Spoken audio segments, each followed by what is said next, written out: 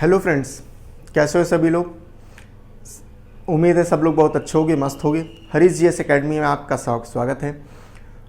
पिछली क्लास में हम लोग जो है हीट का चैप्टर हम लोग का चल रहा है, सेकंड चैप्टर है और बहुत इंपॉर्टेंट चैप्टर है ये। क्योंकि इम्पॉर्टेंट इस वजह से है क्योंकि इसमें कई सारे सेक्शंस हैं, कई सारे, एक ही चैप्टर में कई सारे पार्ट्स हैं और हर एक पार्ट इंपॉर्टेंट है। हर एक पार्ट से कहीं ना कहीं क्वेश्चन आते हैं।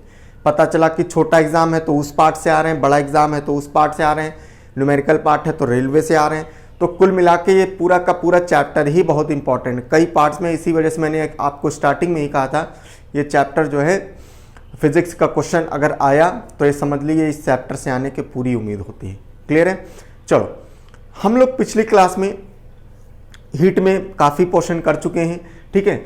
लेकिन आज हम लोग जो करने जा रहे हैं उसके आगे कम करेंगे। कल हम लोग लास्ट में जो छोड़े थे उसी को हल्का से रिवाइज करेंगे क्योंकि उसका फ्लो बन जाता है, ठीक है। जैसे हम लोग ने कल बात करी थी ह्यूमन बॉडी टेम्परेचर की, ठीक है। ह्यूमन बॉडी टेम्परेचर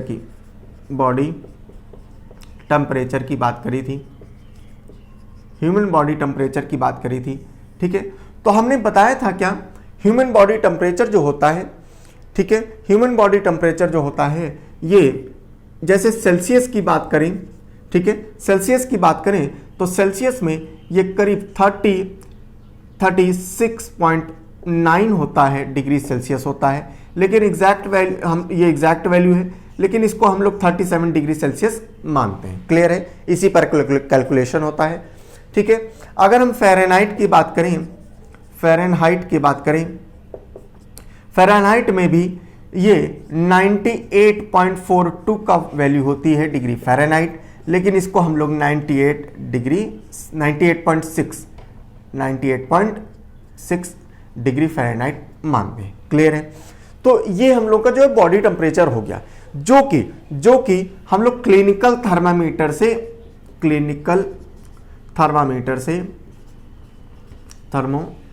से नापते हैं।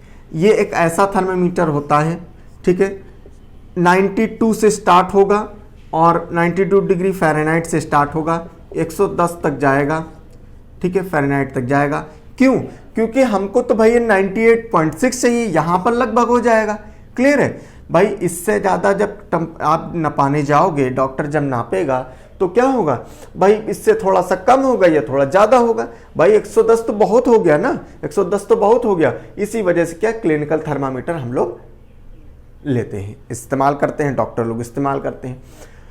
इसके अंदर क्या होता है, इसके अंदर क्या होता है, मरकरी होती है, पारा होता है। क्या होता है इसके अंदर? मरकरी, ठीक है, मरकरी होती है, पारा होता है। मरकरी क्यों होती है, क्वेश्चन आता है, ठीक है।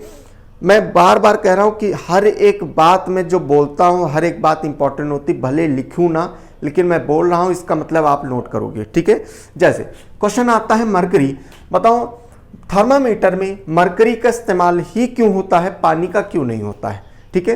क्योंकि भाई अभी मैं आपको पढ़ाऊंगा विशिष्ट ऊर्जा के बारे में, स्पेसिफिक हीट के बारे में, ठीक है। स्पेसिफिक हीट क्या होती है, पानी की अच्छी होती है और पारा उससे कम थोड़ी सी पारा की होती है, ठीक है। देखो होता क्या है कि मरकरी को हम लोग क्यों इस्तेमाल करते हैं, पारा को हम लोग क्यों इस्तेमाल करते हैं, उसके दो कारण, मुख्य दो कारण हैं जो आपको ऑप्शन में मिलेंगे। सबसे पहली बात, ठीक है, सबसे पहली बात तो है, जो सबसे इंपॉर्टेंट बात है कि मरकरी जो है बहुत ही लो टेम्परेचर, मतलब जरा से भी हीट अगर मिली तो वो क्या हो जाएगी, तुरंत राइज हो जाएगी, ठीक है। पानी क्या होता है, पानी की जो है, पानी की स्पेसिफिक हीट या धारिता जो होती है, स्पेसिफिक हीट क्या होती है, ये बहुत ज़्यादा, स्पेसिफिक क्या होती है, बहुत ज़्यादा होती है, जल्दी गर्म नहीं होता पानी, ठीक है। लेकिन मरकरी क्या होती, बहुत जल्दी गर्म, जरा सा इसको हीट मिली तुरंत ये राइज हो जाएगा। तो भाई हमारी बॉडी क्या बहुत ज़्यादा हीट थोड़ी होती, जैसे मतलब डाला, ठीक है, जैसे आपके जुबान के नीचे ऐसे करा, आपने थर्मामीटर लगाया, जरा से भी हीट होगी तो क्या होगा, तुरंत वो राइज हो जाएगी, पहली बात। दूसरी बात, वाटर जो होता है, वाटर इनकी जो वॉल्स होती है इस पर चिपक जाता है, चिपकने की वजह से वो रीडिंग जो है वो सही नहीं बताता। और मरकरी जो है, मरकरी क्या है, वो चिपकती नहीं है, ठीक है, नॉन स्टिकी होती है, जिसकी वजह से क्या होगा, मरकरी तुरंत राइज हो जाएगी और एक्यूरेट रीडिंग देती है मरकरी, एक्यूरेट रीडिंग देगी, इस वजह से। ये दो कारण हो गए। तीसरा कारण आप कह सकते हो कि मरकरी जो होती है, कह नहीं सकते होता भी है लेकिन ये ऑप्शन में ज़्यादा नहीं मिलता।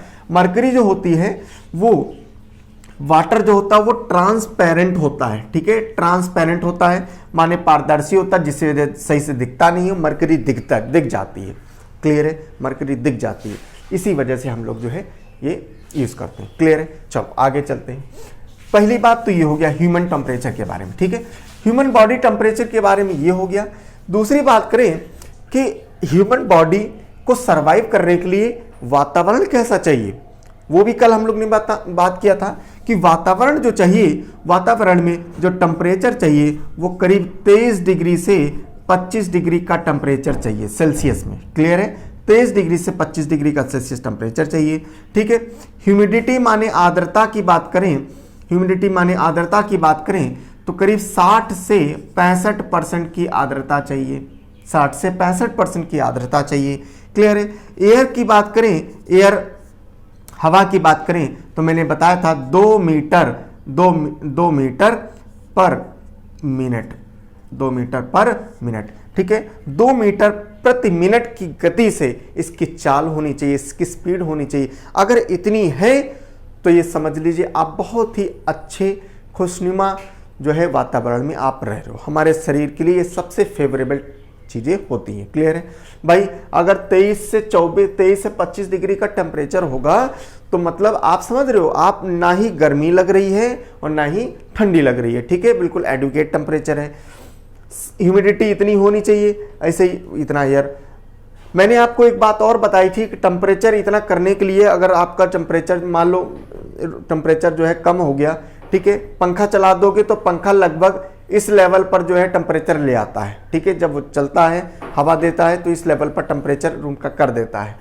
ह्यूमिडिटी में अगर नहीं करता, ठीक है, क्योंकि उसमें आर्द्रता कोई पंखे में वो तो होती नहीं है, तो आर्द्रता नहीं करता है, इसके लिए क्या काम आता है, कूलर, इसके लिए काम आता है कूलर। ये काम है फैन का, ठीक है, फैन ही कर देगा, और ये काम है कूलर का, ये दोनों काम है कूलर का, ठीक है, और ये तीनों काम जो होता है वो एसी का होता है, ठीक है, एसी ये तीनों काम कर देता है, ठीक है। एसी क्या करेगा, टेम्परेचर भी मेंटेन कर लेगा, ठीक है, टेम्परेचर भी मेंटेन कर देगा, आपकी आर्द्रता भी मेंटेन कर देगा, और आपका जो है ये एयर भी जो है मेंटेन कर देगा।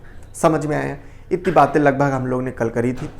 आज की जो क्लास है हम लोग अब यहाँ से स्टार्ट कर रहे हैं, और हम लोग जो है सब बताने जा रहे हैं। क्या एक कंसेप्ट आता है, बहुत क्वेश्चन इससे आते हैं कि व्हाट इज एब्सोल्यूट जीरो, ठीक है, टेम्परेचर, ठीक है, what is absolute zero temperature.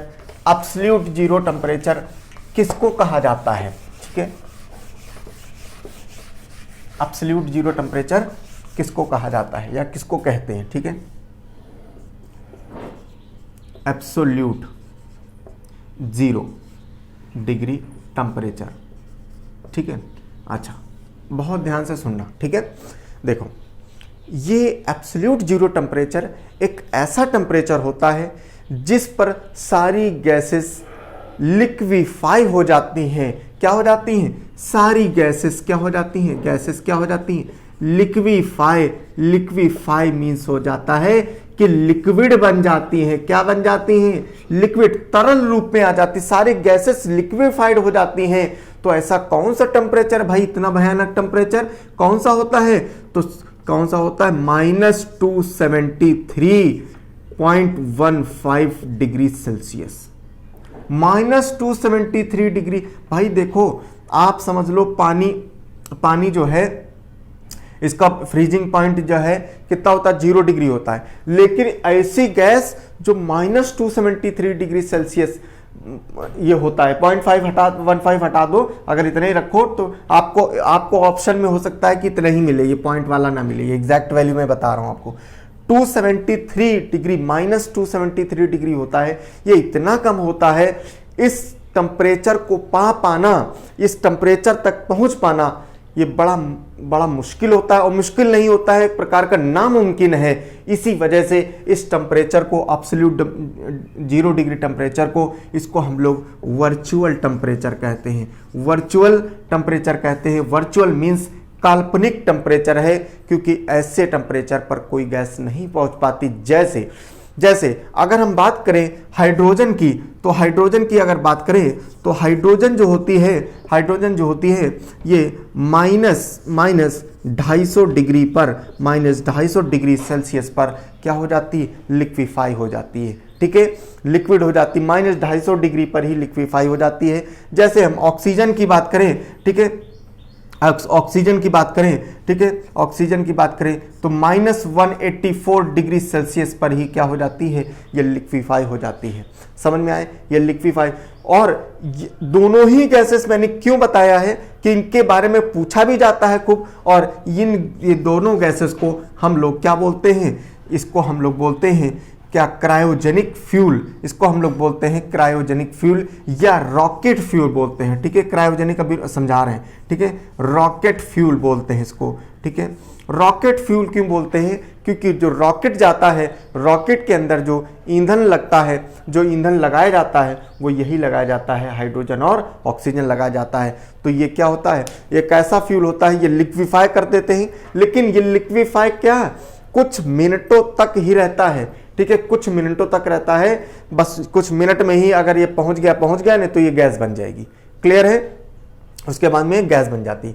तो इसका मतलब क्या है कि ये एक ऐसा एब्सोल्यूट जीरो टेम्परेचर, एक ऐसा टेम्परेचर है जो कि इसमें सारी गैसेस क्या हो जाती हैं, लिक्विफाई हो जाती हैं। और ये चूंकि बहुत नीचे टेम्परेचर है, इसी वजह से इसको काल्पनिक या वर्चुअल टेम्परेचर कहा जाता है। समझ में आया? ठीक है, ये पार्ट समझ में आया? ठीक है, चलो आगे समझते हैं। ठीक है, और एक होती है, इसी में समझ लो। ठीक है, इसी में समझ लो क्रायोजेनिक टेक्नोलॉजी, क्रायोजेनिक टेक्नोलॉजी। ठीक है, क्रायोजेनिक टेक्नोलॉजी मींस क्या होता है, क्रायोजेनिक टेक्नोलॉजी यही है। क्रायोजेनिक टेक्नोलॉजी मींस होता है cooling of gases at least temperature.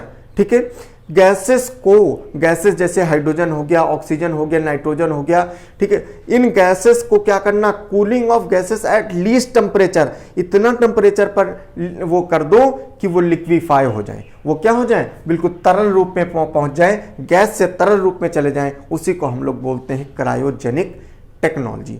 और इसी से बनता है क्रायोजेनिक फ्यूल, जो मैंने अभी बताया, इसी को फ्यूल बोलते हैं। ठीक है, इसी को फ्यूल बोलते हैं, क्रायोजेनिक फ्यूल। भाई देखो क्या है, हाइड्रोजन गैस के रूप में होती है, लेकिन इतना इसको डीप, इतना ज्यादा ठंडा किया गया कि क्या बन गया, लिक्विड बन गई, तो इसी को क्या बोल दिया, फ्यूल। ये फ्यूल की तरह भी काम करती है। क्लियर है? ठीक है, क्रायोजेनिक टेक्नोलॉजी और क्रायोजेनिक फ्यूल के बारे में। ठीक है, चलो आगे हम लोग समझते हैं। जैसे इसी में जानते हो, इसी में एक और कुछ एक वो आता है कि नाइट्रोजन भी लिख लो, nitrogen N2 minus 196 degree Celsius. ये माइनस है, ठीक है, डैश नहीं है, माइनस 250 माइनस 184 और नाइट्रोजन 196 डिग्री सेल्सियस।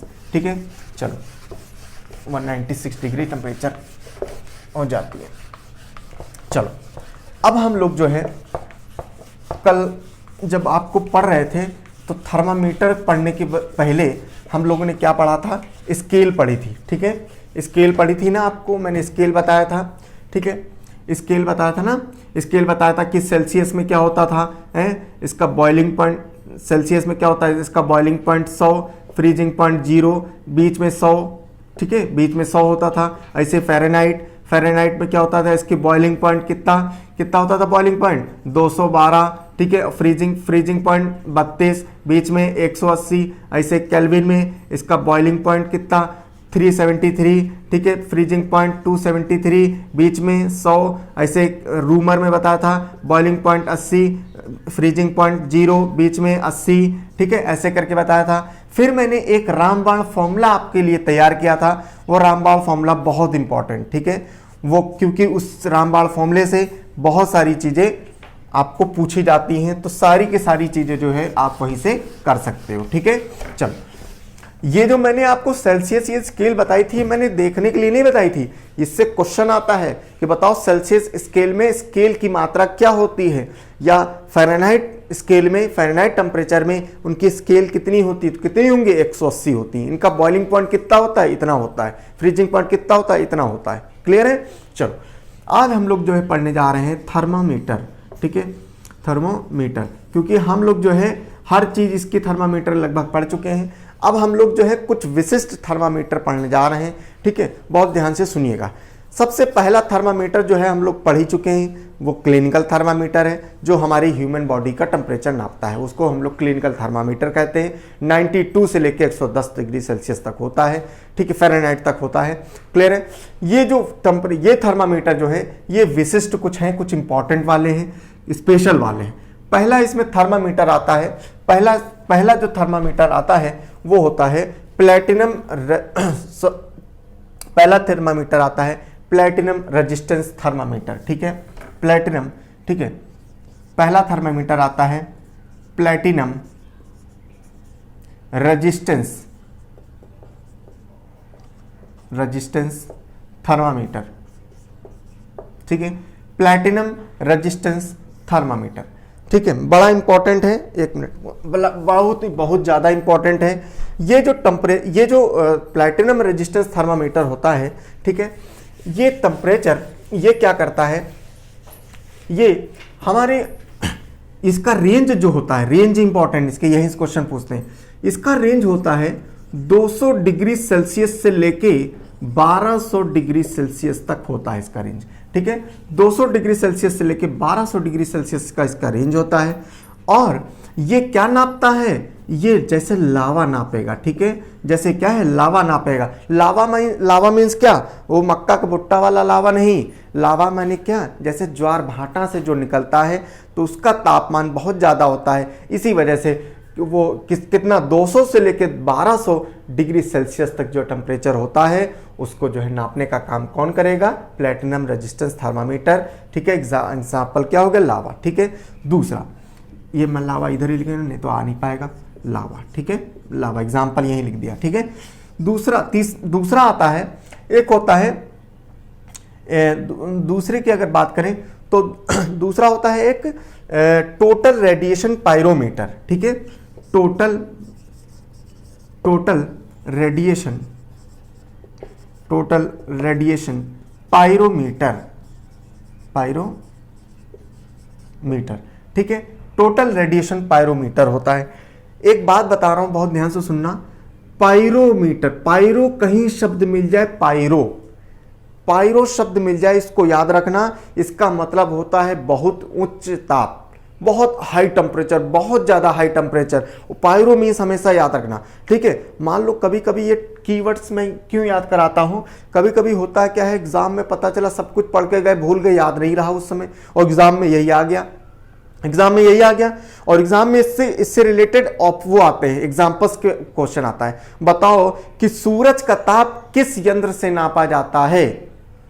सूरज का ताप बहुत ज्यादा होता है, समझ रहे हो, सूरज का ताप बहुत ज्यादा होता है, जिसकी वजह से कौन नापेगा, पायरोमीटर। तो आपको मालूम है इतने कि पायरो मीन्स बहुत उच्च ताप, तुरंत आपने पायरोमीटर लगा दिया, समझ में आया, क्लियर है, ठीक है। तो इसका ताप जो होता है, सूरज का ताप जो है, इसका मतलब इसकी रेंज जो होती है टोटल रेडिएशन पायरोमीटर की, ये 800 से लेके 6000 तक होती है, ठीक है, 800 डिग्री सेल्सियस से लेके करीब 6000 डिग्री सेल्सियस तक होती है, समझ में आया। जैसे क्या, जैसे एग्जाम्पल्स क्या हो जाएंगे, एग्जाम्पल्स में सूरज, सन, ठीक है, और स्टार्स, ठीक है, स्टार्स, ठीक है, स्टार्स हो जाएंगे, समझ में आया, ठीक। चलो फिर तीसरा हो गया मरकरी थर्मामीटर, ठीक है, मरकरी थर्मामीटर, ठीक है, थोड़ा सा मैं इंक डालूं, इसमें इंक नहीं है, ठीक है। मरकरी थर्मामीटर, देखो मरकरी थर्मामीटर मतलब ये ना समझना कि मरकरी थर्मामीटर ये वाला है, समझ रहे हो, मरकरी थर्मामीटर जो क्लिनिकल थर्मो, इसमें भी तो मरकरी होती नहीं, इसमें वो मरकरी वाला वो तो ह्यूमन बॉडी क्लिनिकल थर्मामीटर होता है, ये मरकरी थर्मामीटर अलग है बिल्कुल, ठीक है। इसकी वैल्यू जो होती है, इसकी वैल्यू बहुत मतलब जो है वेरिएट करती है, काफ़ी लीस्ट टेम्परेचर भी मेज़र कर लेता है और हाई टेम्परेचर भी मेज़र करता है, ठीक है, हाई टेम्परेचर भी मेज़र करता है, इसी वजह से इसको जो है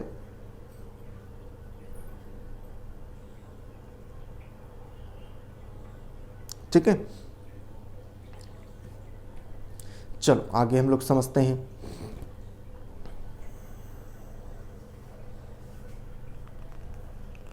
ठीक है। चलो mercury thermometer, mercury minus mercury thermometer जो होता है इसकी रेंज होती है -39 डिग्री सेल्सियस से लेके 357 डिग्री सेल्सियस तक होता है। ठीक है, -39 डिग्री सेल्सियस -39 डिग्री सेल्सियस से लेकर 357 डिग्री सेल्सियस तक जो रेंज होगी, इस रेंज में ये टेम्परेचर कौन मेजर करेगा? मरकरी थर्मामीटर करता है। अच्छा, ये समझ लो, ये जो -39 डिग्री सेल्सियस है ये क्या है? ये इसका फ्रीजिंग पॉइंट है। किसका फ्रीजिंग पॉइंट है? मरकरी का। मरकरी का फ्रीजिंग पॉइंट होता है क्या? -39 डिग्री सेल्सियस। और ये इसका क्या होता है? ये इसका बॉइलिंग पॉइंट होता है। बॉइलिंग पॉइंट, समझ रहे हो? इसका बॉइलिंग पॉइंट होता है और ये फ्रीजिंग पॉइंट होता है। मतलब आप समझ लो -39 डिग्री सेल्सियस काफ़ी हो गया।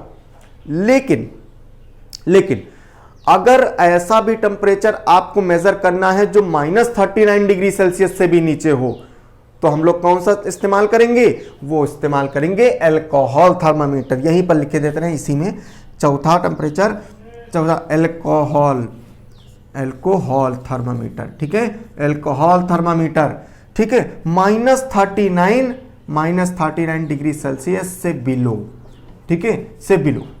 अगर इसके बिलो भी अगर मेजर करना है तो -39 डिग्री सेल्सियस से भी बिलो अगर जाना है तो आप अल्कोहल थर्मामीटर से आप मेजर कर सकते हो। और ये जो मैं आपको बता रहा हूँ, ये क्वेश्चन अल्कोहल वाला कई बार पूछा गया है। ठीक है, कि बताओ किसी भी वस्तु का जो टेम्परेचर है वो -84 डिग्री सेल्सियस है, तो बताओ किस इनमें से किस थर्मामीटर से मेजर किया जाएगा? तो किससे किया जाएगा? अल्कोहल से किया जाएगा। समझ में आया? ठीक है, ये चीज नोट कर लेना। ठीक है, इस यहां से क्वेश्चन बहुत आते हैं। ठीक है, चलो,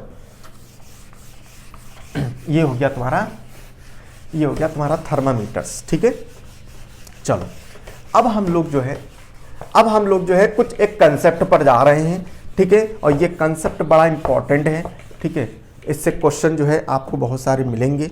ठीक है, इससे जो है आपको बहुत सारे क्वेश्चन मिलेंगे, इस वजह से मैं ये कंसेप्ट में जा रहा हूं। ठीक है, कंसेप्ट है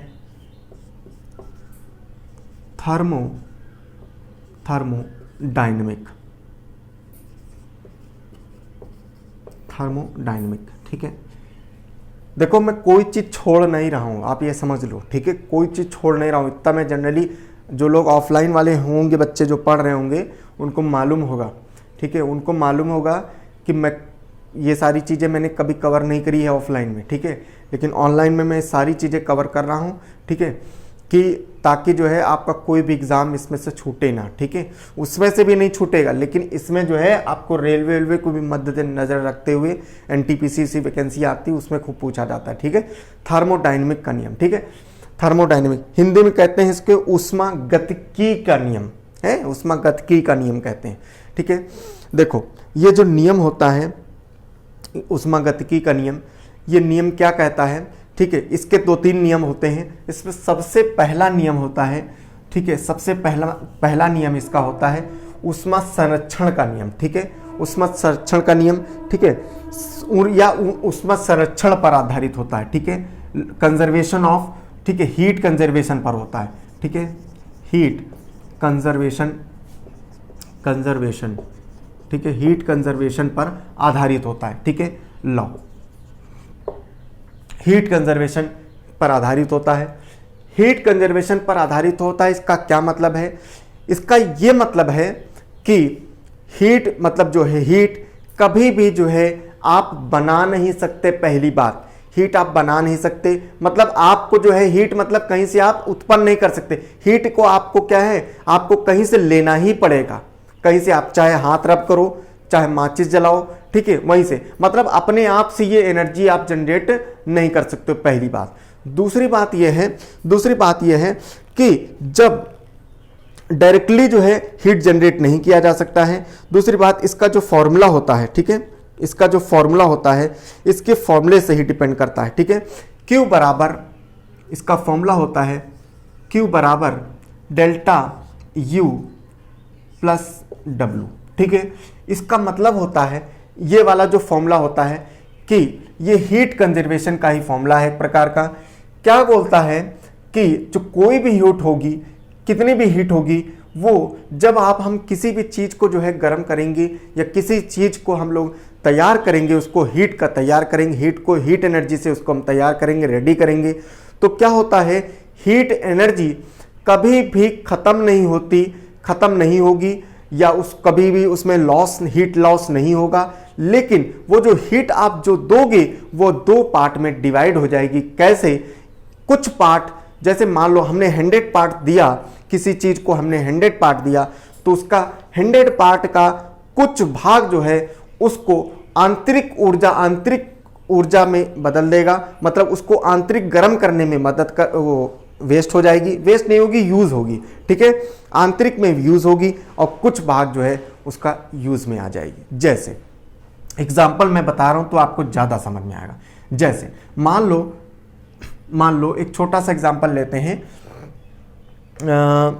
जैसे कुकर में आप बना रहे हो चावल, क्लियर है, कुकर में आप चावल बना रहे हो, ठीक है, तो आपने गैस से इसको 100% एनर्जी दिया, ठीक है, गैस से आपने 100% एनर्जी दिया, तो जैसे ही आपने गैस पर कुकर रखा तुरंत तो चावल बनने नहीं लगेगा, पहले क्या करेगा, पहले कुकर भी गर्म होगा।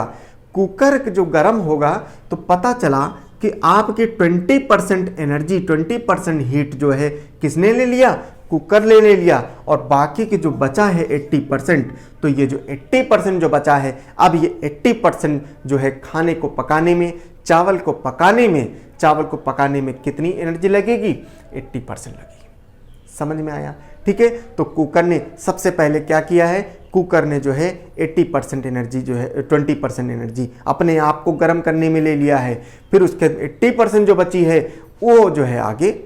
अब उसके बाद में दूसरी बात, अब देखो, आप जब आगे को हीट देते रहोगे, तो आप जब जैसे आगे हीट देते रहोगे तब भाई कुकर अब नहीं लेगा, क्योंकि अब तो ऑलरेडी ही गर्म हो गया है, तो अब कुकर क्या होगा, 0 एनर्जी लेगा और पूरी की पूरी 100% से 100% एनर्जी क्या होगा, खाना बनाने में मदद होगी। जैसे एक दूसरा एग्जांपल ले लेते हैं, ठीक है, दूसरा एग्जांपल, तवे पर रोटी बनाते समय, जब आप, लड़कियां तो बहुत अच्छे समझ पाएंगी, आजकल लड़के भी समझ पाएंगे क्योंकि जो बाहर रहते हैं वो बनाते होंगे।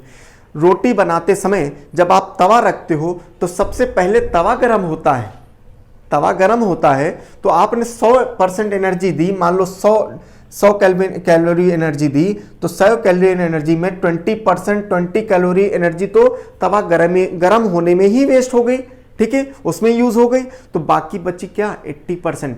यही कारण है कि तवे पर पहली रोटी देर से बनती है। क्यों? क्योंकि एनर्जी क्या हुई, 80% एनर्जी ही खाली बची, 20% तो तवा गर्म करने में चली गई, क्लियर है, बची कितनी, 80%। लेकिन जब ये तवा गर्म हो जाएगा तो आप जब हीट देते रहोगे तो क्या होगा, अब तवा गर्म हो चुका है, तो अब दोबारा ये 20% एनर्जी जो है वो नहीं लेगा, अब पूरी की पूरी 100%। इसी वजह से पहली रोटी तो देर से बनती है, लेकिन फिर दूसरी रोटी, तीसरी रोटी क्या है, थकाथक जबरदस्त बनती रहती है, लो खाते रहो। समझ में आया? क्लियर है? तो ये होता है, यही कारण है। इससे कई बार एग्जाम्पल आते हैं, एग्जाम्पल मैं जो बोल रहा हूँ, जैसे कुकर में चावल बनाना, ठीक है, और ये फॉर्मूला, ये सब एग्जाम्पल जो है आप लिखते रहना, ठीक है, जैसे कुकर में जो, ठीक है, जैसे कुकर है, कुकर में चावल बनाना, ठीक है, तवे पर रोटी बनाते समय,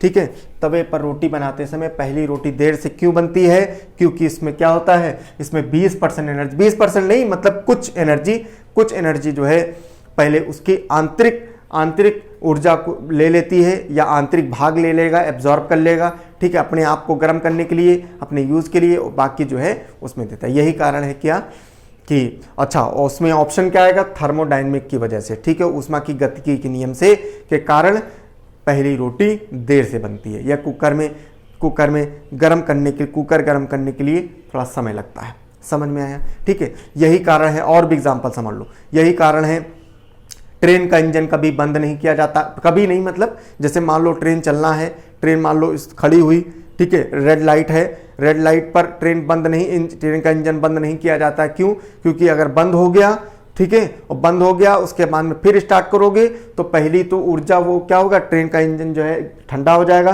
तो ठंडा होने की वजह से क्या होगा, पहले तो वो गर्म होगा, ठीक है, तो उसकी ऊर्जा जो है उसमें वेस्ट होगी, ठीक है, गर्म करने की वेस्ट होगी, इसी वजह से उसको बंद नहीं किया जाता है। या मान लो मोटरसाइकिल नहीं, जैसे बुलेट की बात करें, आप लोग को तो एक छोटा सा एग्जांपल ले रहे हैं, आपने सुना होगा जो कि बुलेट जो है पहले तो मतलब नहीं भागती है, ठीक है, लेकिन एक कहावत सुनी होगी ना, पुराने ज़माने के लोग कहते हैं बुलेट पहले तो नहीं भागती, लेकिन जब ये गर्म हो जाती, जब एक 60 70 से 80 किलोमीटर 100 किलोमीटर जब चल लेती है, तब बुलेट जो है बहुत अच्छे से भागती है। क्यों? क्योंकि बुलेट का इंजन जो होता है वो हैवी होता है, 350 सीसी 500 सीसी ऐसे होता है, ठीक है। तो होता क्या है कि ये इंजन बुलेट क्यों नहीं भागती, क्योंकि पहली बात तो कुछ देर तक जो है, जब तक पहला 50 किलोमीटर 60 किलोमीटर आप चलाएं, तब तक तो क्या हुआ, तब तक वो इंजन बढ़िया से अच्छे से वो गर्म हो जाता है। जब गर्म हो जाता है तब जाके फिर वो पूरी की पूरी एनर्जी, जितनी आप एनर्जी उसको दे रहे हो, तो 100% जो है एनर्जी आपको भगाने में मदद करती है। इसी वजह से कहा जाता है कि बुलेट जो है कुछ देर तो नहीं भागती, लेकिन बाद में जो है फिर उसमें बहुत अच्छी तरीके से भागती है। क्लियर है? तो मतलब कुल मिला के ये कुछ 2-4 एग्जाम्पल मैं दे रहा हूं, लेकिन इसके अलावा कोई भी एग्जाम्पल आ जाए आपको, तो आपके दिमाग में ये चीज़ होनी चाहिए, थर्मोडायनेमिक का कॉन्सेप्ट, इसी से आप कर सकते हो। क्लियर है? ठीक है। तीसरा, अच्छा, पहला नियम तो ये हो गया इसका, ठीक है। दूसरा नियम जो है ऊष्मा का, दूसरा नियम आता है इसी में, ऊष्मा का प्रवाह, ठीक है, ये मैं मिटा रहा हूं। दूसरा नियम आता है ऊष्मा का प्रवाह, ठीक है। पहला नियम ये है, और दूसरा नियम है ऊष्मा का प्रवाह, फ्लो ऑफ हीट एनर्जी, ठीक है, फ्लो ऑफ हीट या ऊष्मा का प्रवाह, ठीक है। ऊष्मा का प्रवाह, इसमें क्या बोलते हैं कि ऊष्मा का प्रवाह जो होता है वो हमेशा हॉट बॉडी से कोल्ड बॉडी पर होगा, ठीक है, हॉट बॉडी से कोल्ड बॉडी पर होगा। माने गर्म जो है, जिसका तापमान ज़्यादा है, ज़्यादा तापमान वाली से लो तापमान वाली चीज़ में हमेशा ट्रांसफ़र होगा, ना कि उल्टा, ना कि ठंडी से गर्म की तरफ कभी नहीं जाएगा, हमेशा गर्म से ठंडी की तरफ हमेशा जाएगा, ठीक है। दूसरा नियम ये कहता है। तीसरा नियम भी इसी का ही है, लेकिन क्या है, उसको डिवाइड कर दिया है, तो कोई बात नहीं, ये भी आप समझ लो, डिवाइड कर दिया है तो कोई बात नहीं, आप समझ लो। तीसरा नियम कहता है शून्य प्रवाह, ठीक है, जीरो फ्लो, ठीक है, जीरो फ्लो ऑफ हीट, ठीक है। तीसरा नियम कुछ नहीं है, तीसरा नियम बस यही है, क्या, जीरो फ्लो ऑफ हीट। देखो, जीरो फ्लो ऑफ हीट या शून्य प्रवाह क्या कहता है कि भाई इसी का तो है पार्ट, भाई इसी में अगर हम ये जोड़ दें कि हीट हमेशा क्या होगी, गर्म वस्तु से ठंडी वस्तु की तरफ हमेशा ट्रांसफर होगी, पहली बात, और वो तब तक ट्रांसफर होगी जब तक दोनों बॉडी का तापमान समान ना हो जाए। मैंने पहली ही क्लास में ये बात बताया था कि मान लो दो बॉडी हैं, ये दो लोहे के पीस हैं, एक का टेम्परेचर मान लो 100 डिग्री, एक का टेम्परेचर 40 डिग्री, तो ये वाला एनर्जी, ये वाला लोहा जो है 100 डिग्री वाला, इसको ऊर्जा देता रहेगा, तब तक देता रहेगा जब तक कि क्या हो जाएगा, इन दोनों का तापमान जो है समान ना हो जाए, इक्वल ना हो जाए, ये तब तक टेम्परेचर उसको देता रहेगा। समझ में आया? ठीक है, समझ में आया कि नहीं आया? ठीक है, इस वजह से क्या होता है, ये तीसरा नियम यही कहता है, तीसरा नियम ये कहता है कि जब मान लो क्या होता है, जब ये दूसरा नियम फॉलो हो गया कि मान लो गर्म वाली वस्तु ने ठंडी वस्तु को दे दिया, ठीक है, टेम्परेचर दे दिया, ठीक है, तो जब दे दिया तो क्या होगा, इक्वल हो जाएगा। मान लो इसका टेम्परेचर 50 डिग्री, इसका टेम्परेचर 50 डिग्री, इसका टेम्परेचर 50 डिग्री, इसका टेम्परेचर 50 डिग्री, भले ही ये कोई दूसरी वस्तु हो, ये मान लो आयरन है, ये सिल्वर है, ये कॉपर है, ये एल्युमिनियम है, ठीक है, Cu कॉपर है, तो भले ही ये दूसरे आइटम है, लेकिन इनका तापमान सेम हो गया, तो अब क्या होगा, जीरो फ्लो ऑफ हीट, मतलब इन दोनों में कोई भी हीट का आदान प्रदान नहीं होगा, कोई भी फ्लो नहीं होगा। समझ में आया? ठीक है, कोई भी फ्लो नहीं होगा। ठीक है, चलो समझ में आया? चलो आगे समझो। ये 3 नियम हो गए थर्मोडायनेमिक के, 3 नियम हो गए इसके थर्मोडायनेमिक के। चलो आगे समझते हैं। ठीक है, अब ये देखो पूरा पूरा कंसेप्ट ही है, ठीक है, पूरा का पूरा कंसेप्ट ही है, इस वजह से कह रहे हैं कि अच्छे से पढ़ते रहें, ठीक है। चलो अब हम लोग जो है फिर एक चीज पढ़ने जा रहे हैं, फिर एक कंसेप्ट पढ़ने जा रहे हैं, ठीक है। आपने सुना होगा स्पेसिफिक हीट के बारे में, स्पेसिफिक हीट, ठीक है। स्पेसिफिक हीट या हिंदी में कहते हैं विशिष्ट ऊर्जा, ठीक है, विशिष्ट ऊष्मा या ऊष्मा कह सकते हैं, ठीक है, विशिष्ट ऊष्मा। स्पेसिफिक हीट क्या होती है, विशिष्ट ऊष्मा क्या होती है, बहुत ध्यान से सुनिएगा, ठीक है। विशिष्ट ऊष्मा या स्पेसिफिक हीट होती है क्या कि 1 ग्राम पानी को 1 डिग्री सेल्सियस बढ़ाने के लिए कितनी ऊष्मा चाहिए, उसको हम लोग कहते हैं स्पेसिफिक हीट। क्या कहते हैं, स्पेसिफिक हीट।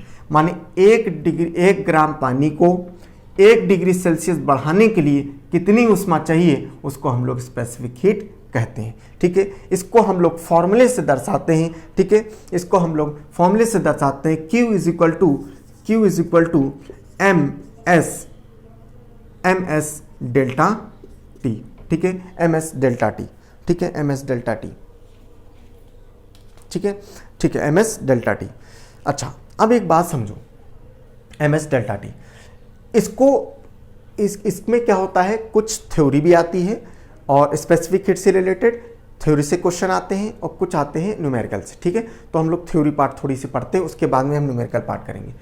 तो हमने क्या बताया, स्पेसिफिक हीट क्या होती है कि 1 डिग्री पानी को 1 डिग्री सेल्सियस तक बढ़ाने की कितनी ऊष्मा चाहिए, उसको हम लोग कहते हैं क्या, स्पेसिफिक हीट।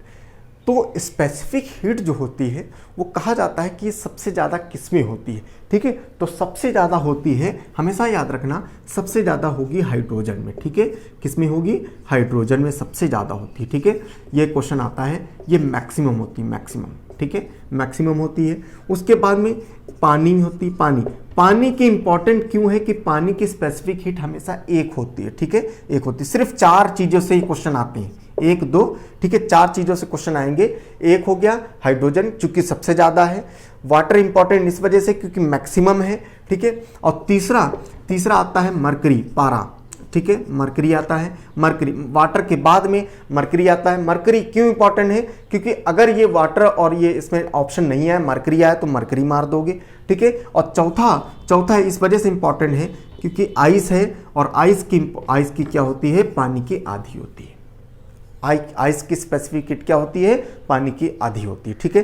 तो ये तुम्हारा क्या हो गया, थ्योरी पार्ट हो गया। इतनी बात जो मैंने बताया, 1 ग्राम पानी को 1 डिग्री सेल्सियस बढ़ाना है, और ये इसके एग्जाम्पल हो गए। Maximum specific heat hydrogen, water की 1, और इसी से जो है हम लोग के न्यूमेरिकल भी सॉल्व होते हैं। जैसे क्वेश्चन आता है, जैसे, ठीक है, इसको हमेशा याद, अच्छा इसी में हम कर देते हैं, ठीक है, ताकि आपको कंफ्यूजन ना हो, ठीक है। मान लो क्वेश्चन आता है कि बताओ 20 ग्राम पानी है, ठीक है, 20 ग्राम पानी है, ठीक है, 20 ग्राम पानी है, उसका तापमान जो है 40 डिग्री सेल्सियस से लेके, ठीक है, 50 डिग्री सेल्सियस तक बढ़ाना है। तो बताओ कितनी ऊष्मा चाहिए, कितनी स्पेसिफिक हीट चाहिए, ठीक है, कितने स्पेसिफिक हीट चाहिए। हम इसी फॉर्मूले से कर रहे हैं, ठीक है। देखो मास कितना है, 20 ग्राम, मास कितना है, 20 ग्राम, ठीक है। दूसरी बात, इनटू स्पेसिफिक हीट, पानी की बात हो रही ना, तो पानी की स्पेसिफिक हीट कितनी हुई, 1 × 1 हो गया, ठीक है, इनटू डेल्टा टी माने चेंज इन टेम्परेचर, 10 से 50 माने कितना, 10, तो कितना हो गया, 200 डिग्री। समझ में आया, 200 डिग्री जो है इसमें ऊष्मा चाहिए, ठीक है, 200 कैलोरी,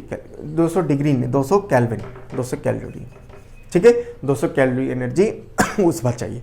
समझ में आया, ठीक, ये होता है स्पेसिफिक हीट, ठीक है, विशिष्ट ऊर्जा, ठीक। चलो नेक्स्ट, अब ये छोटे छोटे कंसेप्ट हैं लेकिन इंपॉर्टेंट है, क्वेश्चन आते हैं। अब इसी से मान लो घुमा के क्वेश्चन पूछता रहेगा, ठीक है। चलो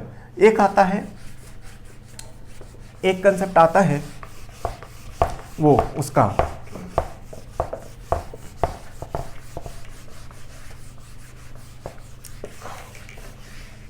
ठीक है।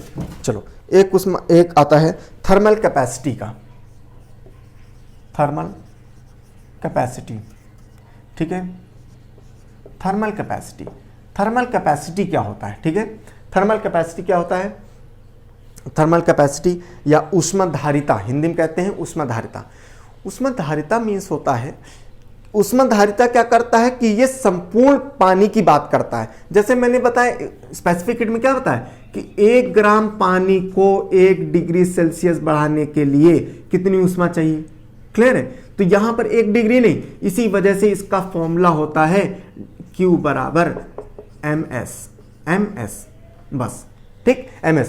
तो मतलब जैसे क्या है, जैसे ms माने क्या, जैसे मान लो पूछा है कि बताओ पानी की जो है थर्मल कैपेसिटी क्या होती है, तो पानी की थर्मल कैपेसिटी Q बराबर 100 इंटू क्या स्पेसिफिक इसकी क्या होती है 1 होती है, तो क्या हो जाएगी 100 कैलोरी। समझ में आया? अगर आइस की पूछ ले तो आइस की क्या हो जाएगी 100 इंटू आइस की क्या होती थी आधी, तो कितनी हो जाएगी 50 कैलोरी। समझ में आया? क्लियर है? ठीक है, चलो आगे समझते हैं। ये हो गया तुम्हारी थर्मल कैपेसिटी, ये हो गया तुम्हारा क्या थर्मल कैपेसिटी, थर्मल कैपेसिटी हो गया, ठीक है। चलो आगे समझते हैं तीसरा कंसेप्ट, ठीक है, लेटेंट हीट। तीसरा कंसेप्ट है लेटेंट हीट का, ठीक है। हिंदी में कहते हैं इसको गुप्त ऊष्मा, ठीक है, हिंदी में कहते हैं गुप्त ऊष्मा, लेटेंट हीट। यहां से क्वेश्चन खूब आते हैं, ठीक, यहां से क्वेश्चन खूब आते हैं। इस वजह से मैं आपको ये थोड़ा और समझाऊंगा और इसके मैं न्यूमेरिकल भी थोड़ा सा करा दूंगा ताकि आपको दिक्कत ना हो, ठीक है। गुप्त ऊष्मा क्या होता है, ठीक है। गुप्त ऊष्मा जो है, अभी तक हम लोग ने देखा स्पेसिफिक हीट में कि जब 1 ग्राम पानी को 1 डिग्री टेम्परेचर बढ़ाना है तो वो क्या होता है, वो स्पेसिफिक हीट होता है। अगर 1 ग्राम पानी को नहीं, पूरा का पूरा संपूर्ण पानी को अगर बढ़ाना है तो उसको जो है हम लोग धारिता कहते हैं, ठीक है। लेटेंट हीट या गुप्त ऊष्मा क्या कहलाती है? गुप्त ऊष्मा वो होती है, ये क्या करती है, ये टेम्परेचर वो चेंज करने में नहीं काम आती है। ये टेम्परेचर, जैसे उसमें क्या टेम्परेचर चेंज करने में काम आती, तो इसको जो है इसको ये टेम्परेचर बढ़ाने टेम्परेचर घटाने से कोई मतलब नहीं है। ये क्या करती है, ये पूरा का पूरा स्टेट चेंज कर देती है, माने लेटेंट हीट गुप्त ऊष्मा क्या करती है, हमारे अंदर गुप्त ऊष्मा है तो ये मतलब कोई भी चीज में गुप्त ऊष्मा होती है तो वो गुप्त ऊष्मा क्या करती है कि पूरा का पूरा स्टेट ही चेंज कर देती है। जैसे मान लो क्या है, जैसे आइस है, ठीक है, या मान लो पानी है, ठीक है, लिक्विड है, ठीक है, या सॉलिड है, ठीक है, आइस है, सॉलिड से लिक्विड में बदल देना, ठीक है, सॉलिड से लिक्विड में बदल देती है, माने आइस से क्या कर देगी, पानी में चेंज कर देगी, और लिक्विड से, ठीक है, लिक्विड से किसमें, गैस में चेंज कर देती है, ठीक है, लिक्विड से गैस में चेंज कर देती है, माने भाप में चेंज कर देती है। समझ में आया? ठीक है, माने आइस से पानी में और पानी से वेपर्स में, ठीक है, चेंज कर देती है, पूरा स्टेट ही चेंज कर देती है। इसी वजह से इसको हम लोग गुप्त ऊष्मा कहते हैं, ठीक है। अब एक बात है, बहुत ध्यान से सुनना, ठीक है, ये इतना नोट कर लो, उसके बाद अब देखो एक बात ये है कि क्वेश्चन आता है कि बताओ गुप्त ऊष्मा जो है कितनी होती है, ठीक है। तो हमेशा याद रखना कि गुप्त ऊष्मा जो होती है आइस की जो होती है, आइस, ठीक है, आइस की आइस जो होती है गुप्त ऊष्मा इसकी होती है 80 कैलोरी, ठीक है, 80 कैलोरी होती है। और जो तुम्हारी जो वो होता है पानी होता है, ठीक है, आइस मतलब क्या, आइस से पानी में चेंज करना, ठीक है, आइस से पानी में चेंज करना, इसका मतलब आइस मतलब पहला वाला, ठीक है। जैसे आइस टू वाटर, जब आइस टू वाटर जब चेंज करेंगे तो 80 कैलोरी लगती है, और जब वाटर टू गैस चेंज करेंगे, माने वेपर चेंज करेंगे, मान लो, ठीक है, वेपर चेंज करेंगे, ठीक है, तो लगती है 540 कैलोरी। कितनी लगती है? 540 कैलोरी लगती है, ठीक है। ये चीज़ अपने दिमाग में बैठा लो, याद कर लो। डायरेक्ट क्वेश्चन आता है कि बताओ जब लिक्विड से, जब लिक्विड से गैस में चेंज करते हैं तो बताओ इनमें से कितनी ऊर्जा लगेगी, कितनी लेटेंट हीट लगेगी, तो 540 लगेगी। और जब सॉलिड से माने आइस से पानी में चेंज करेंगे तो 80 कैलोरी लगेगी। समझ में आया? ठीक है, अब आते हैं हम लोग फॉर्मूला उसमें क्या कहते हैं न्यूमेरिकल में। ठीक है, न्यूमेरिकल में। ठीक है, इतनी बात समझ में आया? इसी में लिख रहे हैं ताकि आपको याद रहेगा। ठीक है, चलो क्वेश्चन है जैसे मान लो ठीक है,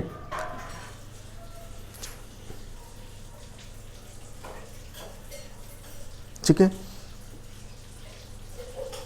क्वेश्चन है कि मान लो 1 ग्राम पानी है, 10 ग्राम पानी है। ठीक है, क्वेश्चन है 10 ग्राम पानी है। ठीक है, 10 ग्राम पानी है। ठीक है, जिसका तापमान है 20 डिग्री सेल्सियस। ठीक है, 20 डिग्री सेल्सियस पानी है, 20 डिग्री सेल्सियस का है। 10 ग्राम पानी है, 20 डिग्री सेल्सियस है। ठीक है, क्वेश्चन है कि इसको भाप में बदलना है। ठीक है, भाप में माने वेपर में बदलना है, वेपर में बदलना है। ठीक है, ये पानी है, वाटर। ठीक है, तो बताओ क्वेश्चन है, बताओ क्या कि इसमें टोटल लेटेंट हीट कितनी लगेगी, टोटल लेटेंट हीट कितनी इसमें लगेगी। तो बहुत ध्यान से सुनना, यही सही क्वेश्चन आता है कि बताओ 10 ग्राम पानी है, उसका तापमान है 20 डिग्री सेल्सियस, तो उसको वेपर में बदलना है। तो बताओ कुल लेटेंट हीट कितनी लगेगी। इनमें से option A B C D. ठीक है, तो देखो कैसे क्या, देखो हमेशा याद रखना क्या कि जो टेम्परेचर जो होता है भाई, पानी तो पानी रहेगा, पानी 10 ग्राम ही रहेगा। तो पहले हमेशा क्या करेंगे, सबसे पहले जो 20 डिग्री सेल्सियस है ना, इसको हम लोग क्या करेंगे भाई, देखो आप ऐसे समझो, पहले ऐसे समझो उसके बाद में बता रहे हैं। देखो मान लो 20 डिग्री पानी है, आप कल्पना करो। ठीक है, आपका एक पतीला है, पतीले में क्या करना है, पतीले में पानी है, पानी का तापमान है 20 डिग्री। क्लियर है? आप अज्यूम करो आपके पास पतीला रखा है, उसमें पानी है। ठीक है, 1 किलो पानी मान लो। ठीक है, ग्राम छोड़ दो, 1 किलो पानी है, 1 लीटर पानी है, 1 लीटर पानी है, उसमें क्या है, 1 लीटर पानी में 20 डिग्री तापमान है। मैंने कहा कि जाओ पुत्तीलाल उसको वाष्प में बदल दो। ठीक, अब पुत्तीलाल का दिमाग, पुत्तीलाल को फिजिक्स बहुत अच्छे से आती है। पुत्तीलाल कहा कि ठीक है साहब हम बदल देंगे, लेकिन कितनी ऊर्जा लगेगी जानते हैं? तो हमने कहा नहीं मालूम। कहा हम कहा बताओ। ठीक, अब पुत्तीलाल गए, पुत्तीलाल ने क्या किया, गैस जलाई, गैस में पतीला रखा, और करने के बाद में आप सोचो पुत्तीलाल क्या करेंगे, क्या एकदम से पानी से भाप बन जाएगा? नहीं, पहले क्या होगा, ये जो 20 डिग्री टेम्परेचर पानी था ना, वो क्या होगा, वो पहले इसको गर्म करेंगे, गर्म करके उसको किस में लाएंगे, 100 डिग्री सेल्सियस। पानी उबाल आएगा। ठीक है, पानी में क्या उबाल आएगा, जब ये उबलने लगेगा पानी, तब जाके फिर धीरे धीरे वाष्प बनेगा। नहीं समझ में आया? ठीक है, इसका मतलब क्या है कि डायरेक्ट पुत्तीलाल उसको वाष्प पे नहीं चेंज कर देंगे, क्या करेंगे, पहले उसको उबालेंगे। उबालना मतलब पहले उसको 100 डिग्री पर लाना। ठीक है, फिर उसके बाद में 100 डिग्री से उसको फिर वाष्पीकरण में ले जाना। समझ में आया? बिल्कुल वही काम यहां पर करना है हमेशा। ठीक है, तो जी 20 डिग्री पर है, तो 20 डिग्री से उसको क्या करना है, अभी देखो पानी है तो फिर पानी में ही लाएंगे, पानी में लाएंगे, कितना लाएंगे, 100 डिग्री पर लाएंगे, 100 डिग्री सेल्सियस पर लाएंगे। समझ में आया? 100 डिग्री पर लाएंगे। ठीक है, तो देखो होगा क्या। ठीक है, इसको क्या करना है, ठीक है, 10 ग्राम पानी है, Q1। ठीक है, अच्छा देखो हमने क्या बताया था कि पानी से पानी में ही चेंज हो रहा है। ठीक है, पानी से पानी में ही चेंज हो रहा है, तो Q1। ठीक है, और यहां पर क्या हो रहा है, पानी से वेपर में चेंज कर रहे हैं। ठीक है, तो होता क्या है, ये देखो पानी से पानी में ही चेंज कर रहे हैं, तो इसका मतलब क्या है, यहां पर हम लोग कौन सा फॉर्मूला लगाएंगे, स्पेसिफिक हीट वाला, विशिष्ट ऊर्जा वाला लगाएंगे, विशिष्ट ऊष्मा वाला लगाएंगे। और यहां पर क्या हो रहा है, देखो स्टेट चेंज हो रहा है, समझ रहे हो, स्टेट ही पूरा चेंज हो रहा है, तो इसी वजह से यहां पर Q2 लगाएंगे, माने लेटेंट हीट का फॉर्मूला लगाएंगे। समझ में आया? ठीक है, समझ में आया? ठीक है, पक्का। चलो लेटेंट हीट का फॉर्मूला, लेटेंट हीट का फॉर्मूला क्या होता है, ml होता है, ml। ठीक है, m mass into latent heat. ठीक है, चलो समझ लो। तो देखो क्या होता है, इसको हम मिटा देते हैं। ठीक है, इसको मिटा देते हैं, समझ लो। अच्छा, स्पेसिफिक हीट का फॉर्मूला क्या था, स्पेसिफिक हीट का फॉर्मूला क्या था, देखो Q1 बराबर एम एस डेल्टा टी था, ठीक है, और यहाँ पर क्या था, Q2 बराबर एम एल हो जाएगा ना, एम एल, क्लियर है। तो देखो इधर देखो एम एस डेल्टा टी, ठीक है, एम कितना है 10 gram, S specific heat of water कितनी होती है इनटू 1, डेल्टा टी कितना हुआ है 20 ग्राम था, 20 डिग्री था, और किस में ले जाना है 100 डिग्री पर ले जाना है, कितने डिग्री 80 डिग्री, समझ में आया, 80 डिग्री, ठीक है, 80 डिग्री ले जाना है तो कितना हो गया ये, यहीं पर सॉल्व कर लो 800 डिग्री, ठीक है, 800 कैलोरी, 800 कैलोरी, ठीक है। अब इधर आओ क्यू, एम कितना है, पानी कितना है 10 ग्राम, ठीक है, इनटू एल। देखो जब मैंने बताया है भी क्या, जब लिक्विड से वेपर में ले जाओगे तो लिक्विड से पानी से वेपर में ले जाओगे कितनी एनर्जी लग रही है 540 लग रही है, 540 लग रही, तो कितनी हो गई 5400 कैलोरी, समझ में आया, ठीक। तो मैंने क्या किया, पुत्तीलाल ने क्या किया, पुत्तीलाल ने पहले इसको पानी में खौलते पानी में बदला, 100 डिग्री पर बदला, उसके बाद में 100 डिग्री से फिर वेपर में बदला, तो 100 डिग्री में बदलने में 800 कैलोरी लगी, प्लस वेपर में बदलने में इतनी कैलोरी लगी, तो टोटल कितनी लग गई, तो ये 600 इधर 6200 कैलोरी। नहीं समझ में आया कि नहीं आया, बताओ आया कि नहीं आया, सबको क्लियर है, पक्का। चलो दूसरा एक क्वेश्चन कर लेते हैं, उससे समझ में आ जाएगा, ठीक है। चलो इसको उतार लो, फिर आगे हम लोग करते हैं, ठीक है। चलो फिर से एक बार 1-2 क्वेश्चन करते हैं ना, तो फिर आपको क्लियर हो जाएगा, ठीक है, हम खुद ही करा रहे हैं, ठीक है। पहले एक ऐसे ही वाला क्वेश्चन करते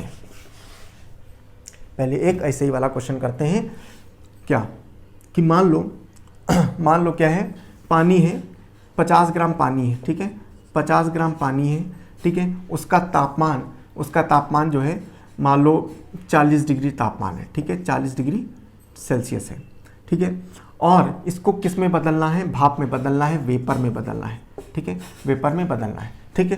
तो अब देखो क्या है, सबसे पहले तो हम क्या करेंगे भाई, 40 डिग्री सेल्सियस से पहले हम 100 डिग्री सेल्सियस पर जाएंगे, ठीक है, फिर उसके बाद में हम लोग क्या है वेपर में चले जाएंगे, ठीक है, वेपर में चले जाएंगे, ठीक। तो क्या करेंगे, सबसे पहले मतलब क्या है, पानी से पानी में ही जा रहे हैं, देखो ये पानी है, ठीक है, ये पानी है, ठीक है, तो पानी से पानी में जा रहे हैं, तो मतलब कौन सा फॉर्मूला, स्पेसिफिक हीट वाला फॉर्मूला लगाएंगे, ठीक है। तो स्पेसिफिक हीट Q1 लगाएंगे is equal to M S delta T, ठीक है, एम एस डेल्टा टी लगाएंगे, और Q2 यहाँ पर लगाएंगे, Q2 माने ml, स्टेट चेंज हो रहा है ना, ml लगाएंगे, क्लियर है। चलो तो क्या हो जाएगा, ये इसका फॉर्मूले के हिसाब से देखो m कितना है 50 gram into specific heat of water कितनी होती है इंटू 1 हो जाएगा, ठीक है, इंटू डेल्टा टी कितना हो जाएगा 40 है ना, 40 से 100 में जा रहे हैं कितना 60, ठीक है, तो 50 5 6 30 300, ठीक है, 300 कैलोरी लगी,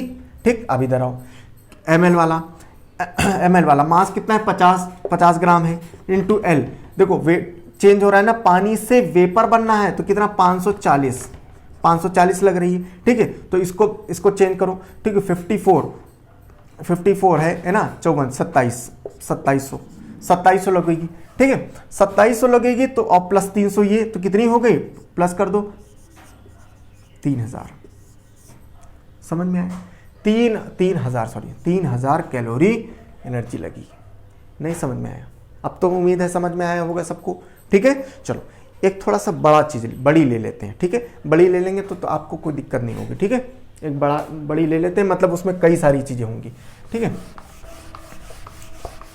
जैसे ये तो मैंने डायरेक्ट उसको पानी से ही कर लिया है, अब बड़ा वाला देख लेते हैं,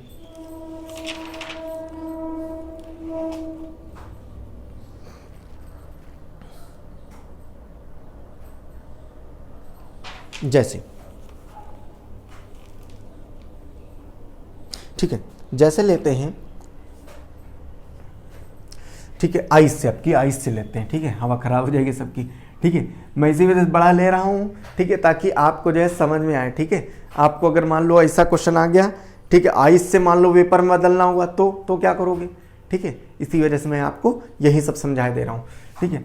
आइस है, ठीक है, आपकी आइस है, ठीक है, कितने ग्राम की है आइस है, ठीक है, आइस है और 10 डिग्री है सेल्सियस इसका है और 10 ग्राम की है, ठीक है, 10 ग्राम की है और इसका तापमान है 10 डिग्री सेल्सियस।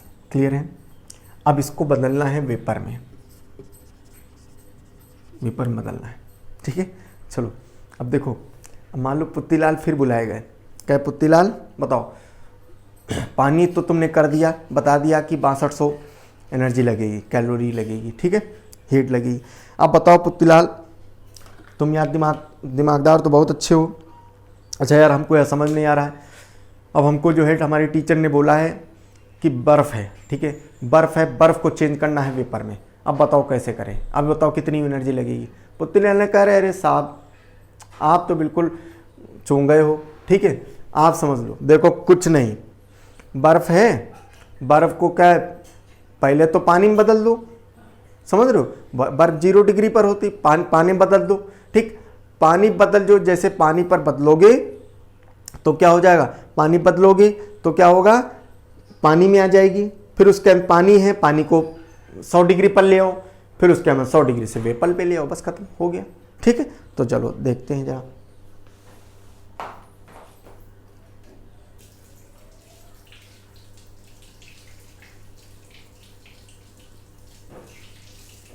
ठीक है, चलो चलो, अरे माइनस डी है, माइनस है ये, माइनस देख, बर्फ़ कहाँ 10 डिग्री में हो जाएगी, 0 डिग्री तो पिघल जाती है, ठीक है। चलो अब देखो, हमने क्या बताया, जो पुत्तीलाल कह रहे हैं उनकी बात को मानते हैं और ध्यान से हम लोग करते हैं। देखो पुत्तीलाल ये कैसे कर रहे हैं, पहले तो आइस थी, ठीक है, ये -10 डिग्री पर थी, तो हम इसको पहले 0 डिग्री आइस पर ले आएंगे, ठीक है, 0 डिग्री पर ले आएंगे, 10 ग्राम ही रहेगा, ठीक है, और ये आइस ही रहेगी। क्लियर है। नेक्स्ट, अब क्या होगा, ये 100 डिग्री पर आ जाएगा, पानी 100 डिग्री पर आ जाएगा सेल्सियस, और ये 10 ग्राम ही रहेगी, और ये पानी हो जाएगा, वाटर हो जाएगा, ठीक है, और फिर ये पानी से वेपर बन जाएगा, ठीक है, पानी से वेपर बन जाएगा,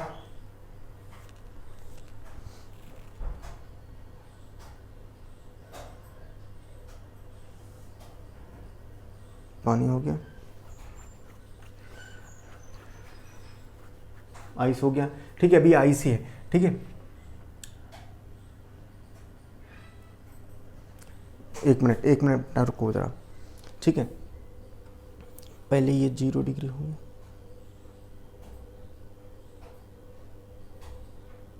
ठीक है। चलो देखो, ऐसे नहीं,